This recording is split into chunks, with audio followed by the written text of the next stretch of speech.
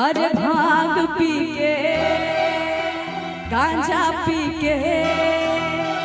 भांग पी के गाड़ी मत चलाई मोर डराई पर सजलवा भांग पी के गाड़ी मत चलाई मोर डराई पर सजलवा गाड़ी लेके बाही यो से जाई मोर डराई पर सजलवा गाड़ी लेके बाही यो से जाई मोर डराई पर सजलवा ऐसे भांग पी के गांजा पी के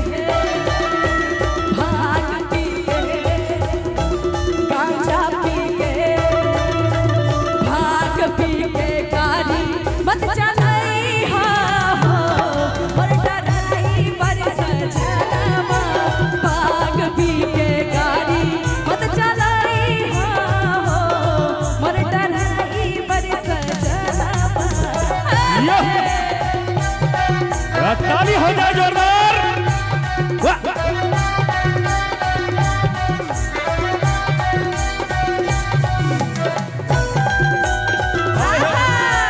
जय हो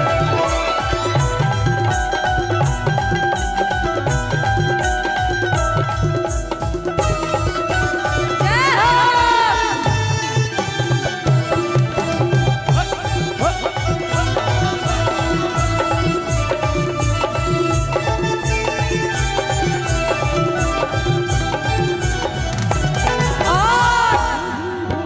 ले जात बारा भंगिया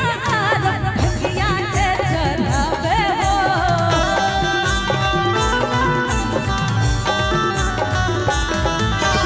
ओही मते जानी तू हुए भौजी लगी हाथ कमावे हो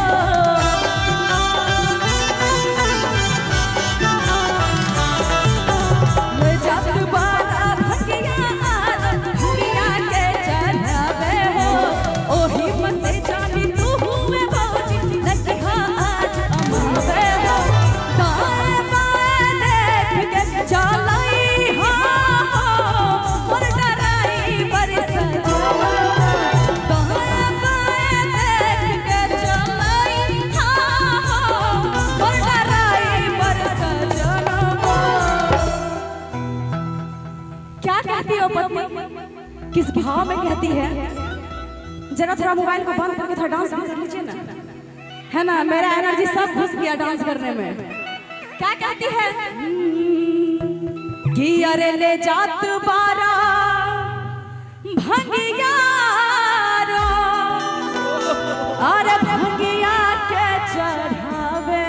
हो कि अरे ओही मत से जानी तू हुए भौजी और लगी है आज अमावे हो और कि अरे दाएं बाएं देख के चलाई अमर डराई बड़े सजलवा कि अरे दाएं बाएं देख के चलाई हमर डराई पर सजलवा और भांग पी के गांजा पी के भांग पी के गाड़ी मत चलाई मोर डराई पर सजलवा भांग पी के गाड़ी मत चलाई मोर डराई पर सजलवा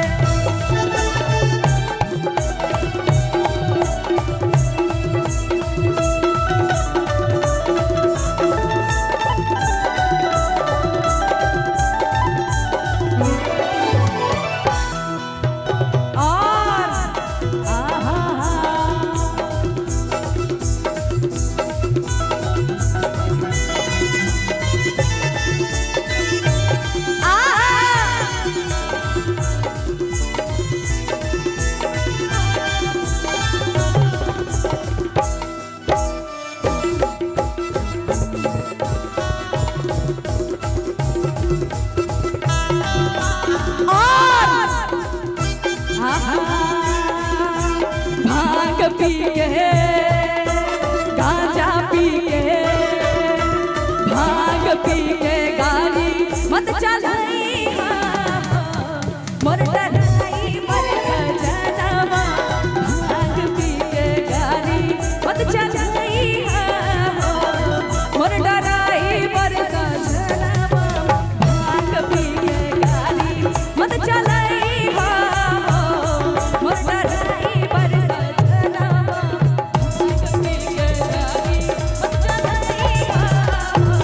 मोर डराई पर सजनवा भांग पी के गाड़ी मत चलाई मोर डराई पर